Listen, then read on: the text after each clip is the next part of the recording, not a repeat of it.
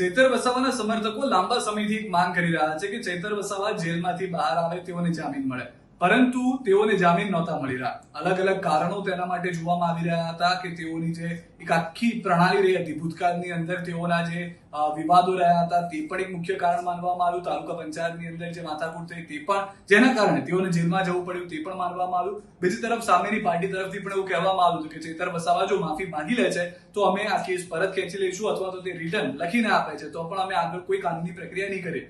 જોકે આ કોઈ વાત સફળ ન થઈ અને ચૈતર વસાવાને જેલમાં જ રહેવું પડ્યું. પરંતુ હવે જાણકારી છે કે ચૈતર વસાવા જેલની બહાર આવશે. જ્યારે આપને યાદ હશે કે નર્મદા જિલ્લાની અંદર પણ આમ આદમી પાર્ટીની જંગી સભા થઈ હતી. ઈસુદાન ગઢવી સહિતના આમ આદમી પાર્ટીના દિગ્ગજ નેતાઓ ત્યાં આગળ પહોંચ્યા હતા. ચૈતર વસાવાને નારા લાગતા હતા, પરંતુ ચૈતર વસાવા ત્યાં આગળ હાજર ન હતા. કેમ કે તેઓને જામીન ના મળ્યા અને તેઓને રહેવું પડ્યું હતું જેલમાં. અને એ વખતે એક વિવાદ એ પણ થયો હતો કે ગોપાલ ઇટાલિયા સહિતના કેટલાક વકીલો જોયું હશે સ્થાનિક કોર્ટની અંદર જવાનો પ્રયાસ કરતા હતા, જે કોર્ટની અંદર ગયા અને તેઓને પ્રવેશ ના આપવામાં આવ્યો, તેઓ એડવોકેટ છે તેવું કહેવામાં આવ્યું. અને આ બધા વિવાદ જે વધતા ગયા, પરંતુ તેઓને જામીન ન મળ્યા. અને ત્યાં સુધી ન મળ્યા કે એક પછી એક એવી પ્રક્રિયાઓ થઈ, જેમ કે હાલમાં વકીલો તરફથી જે આંદોલન કરવામાં આવ્યું હતું હાઈકોર્ટની અંદર, એ પણ આપણે કદાચ યાદ હશે, તો તે પણ એક કારણ હતું કે ચૈતર વસાવાની જામીનની અરજીની શરૂઆત થઈ, ત્યાં આગળ વકીલોએ હડતાલ કરી અને ત્યાં ફરી વખત જામીન જે હતા તે અટકી ગયા હતા. પરંતુ હવે જે જાણકારી છે કે ચૈતર વસાવાને વચગાળાના જામીન જે છે તે મળી ચૂક્યા છે. હવે આ વચગાળાના જામીન અને કાયમી જામીનમાં ફરક શું છે? તો વચગાળાના જામીન એ છે કે તેઓ એક પર્ટિક્યુલર ટાઈમ માટે, એટલે કે એક ફિક્સ સમય માટે જ જેલની બહાર આવશે, પોતાનું કાર્ય પૂર્ણ કરશે અને ત્યારબાદ ફરી વખત જેલમાં જવું પડશે. હવે આ વચગાળાના જે જામીન છે તે કેમ આપવામાં આવ્યા છે? તે આપવામાં આવ્યા છે કારણ કે વિધાનસભાનું ચોમાસું સત્ર આવી રહ્યું છે. સામાન્ય રીતે ચોમાસું સત્ર જ્યારે પણ આવતું હોય છે ત્યારે દરેક ધારાસભ્ય જે છે, દરેક જનપ્રતિનિધિ જે છે તે પોતાના મત વિસ્તારના પ્રશ્નો જે છે તે ઉઠાવતા હોય છે, જેની સામે તેઓ એ માહિતી મેળવવાનો પ્રયાસ સરકારના મંત્રીઓ પાસેથી કરતા હોય છે કે તેઓએ શું કાર્ય કર્યું છે તેમના મત વિસ્તારની અંદર, અથવા તો પોતાનો જે રિપોર્ટ કાર્ડ છે કે તેઓને જે ફંડ આપવામાં આવ્યું હતું, તેઓને જે ગ્રાન્ટ આપવામાં આવી હતી, તેમાંથી તેઓએ શું કાર્ય કર્યું છે. તો હવે જે જાણકારી મળી રહી છે તે પ્રમાણે કે ચૈતર વસાવા એ 3 દિવસ માટે જેલથી બહાર આવશે, પરંતુ ત્યારે પણ તેઓ પોતાના શક્યતાઓ છે કે મત વિસ્તાર સુધી નહીં જઈ શકે.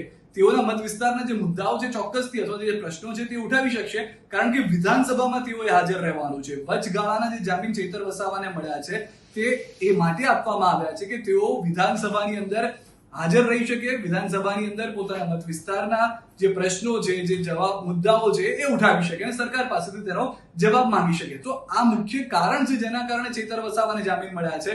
પરંતુ આ જામીન જે છે તે ફક્ત ચોમાસું સત્ર શરૂ થાય ત્યારથી લઈ અને ચોમાસું સત્ર પૂર્ણ થાય ત્યાં સુધીના હોવાની જાણકારી મળી રહી છે. એટલે કે જે જામીન છે તે વચગાળાના અને શરૂ થાય અને અંત આવે ત્યાં સુધી છે. ત્યારબાદ તેઓ આ જે ચોમાસું સત્ર ખતમ થાય છે વિધાનસભાની અંદર, તુરંત તેઓએ પાછું જેલમાં જવું પડશે અને વધુ એક વખત તેઓએ ફરી વખત અરજી કરવી પડશે. જે કાયમી જામીન હોય છે અથવા જામીનની જે અલગ અલગ કલમો છે તે મેળવવા માટેના પ્રયાસો તેમની લીગલ ટીમે પણ કરવા મળશે, કારણ કે આ પહેલા આમ આદમી પાર્ટી તરફથી દાવો થયો, તેમના નેતાઓ તરફથી, તેમની લીગલ ટીમ તરફથી, ખુદ ચૈતર વસાવાના ધર્મપત્નીઓએ કહ્યું હતું, તેમના લીગલ ટીમે કહ્યું હતું કે અમે ચૈતર વસાવાને ખૂબ જલ્દી જેલની બહાર લાવીશું, પરંતુ તેવું શક્ય ન બની શક્યું. તેઓને જામીન ન મળતા ગયા, અલગ અલગ કારણો તેને માનવામાં આવ્યા, આક્ષેપ પ્રતિ આક્ષેપ પણ થતા રહ્યા કે ચૈતર વસાવાને જામીન કેમ નથી મળતા. પરંતુ હવે જ્યારે ચૈતર વસાવાને જામીન મળ્યા છે, તેમના જે સમર્થકો છે તે ખુશ પણ છે અને થોડા દુઃખી પણ છે. ખુશ તે માટે પણ છે કારણ કે વચગાળાના જામીન છે, થોડા સમય પૂરતું તેઓ બહાર આવી રહ્યા છે, તેઓ કાયમી જામીન તરીકે બહાર નથી આવી રહ્યા, જામીન પર બહાર નથી આવી રહ્યા. ત્યારે તેઓ માટે એક રાહતની વાત એ માટે થઈ કારણ કે હવે જ્યારે ચૈતર વસાવા બહાર આવશે તો તેઓ 3 દિવસ આવી જેલની બહાર સીધા વિધાનસભા સત્રમાં જશે. વિધાનસભા સત્ર પૂરતા તેઓ કાર્યરત રહેશે અને જેવું વિધાનસભા સત્ર પૂર્ણ થાય તેઓ ચોમાસું સત્ર વિધાનસભાનું પતાવીને તુરંત જેલમાં પાછા જશે, ન પોતાના મત વિસ્તારમાં જઈ શકશે કે અન્ય કોઈ પ્રચાર પ્રસારમાં તેઓ નહીં જોડાઈ શકે.